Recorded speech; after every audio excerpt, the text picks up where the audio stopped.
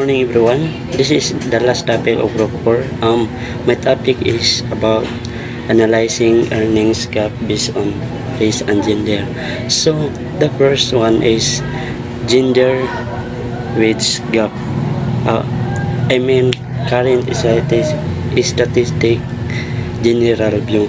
So kining current statistic view is earning disparities are well documented globally, particularly in the US. So kining nga study is more on yaka-focus lang kini sa US or sa kanilang mga trabaho.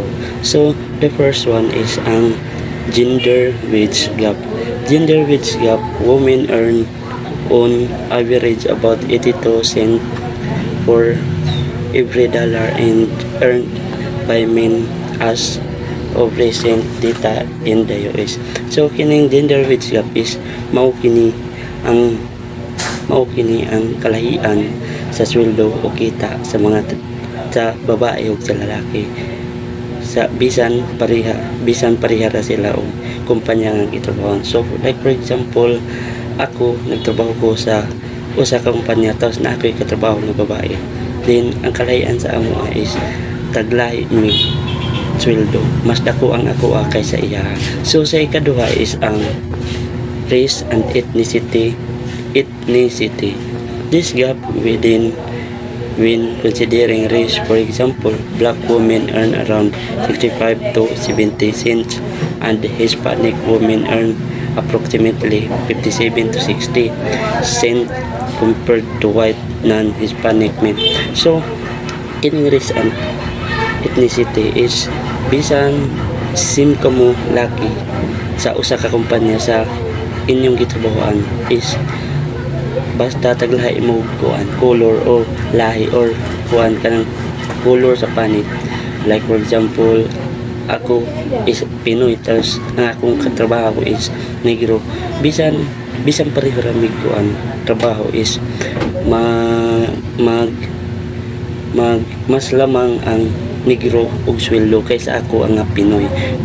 Dili pareha atong mas dako ang iyang kuan, mas dako ang iyang grado kaysa ako. Alay ning race and ethnicity kay bisan sa lahi ni sa lahi or sa color sa usa ka tawo nagbase ang usa ka kumpanya. So sa ikatulo is ang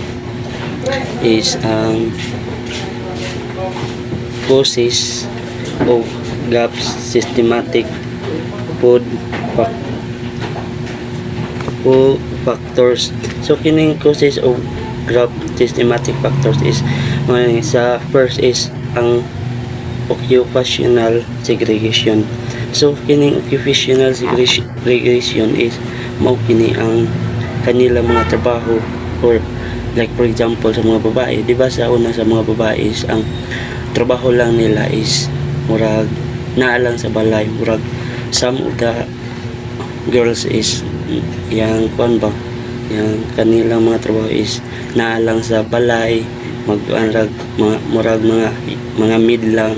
Pero sa kuan sa discrimination is kuan bisan parihada ng trabaho mas badi ang sweldo sa laki kaysa babae. Mao na ang discrimination or causes of gap systematic factors. So kani nga kong topic is mo continue ni sa topic ni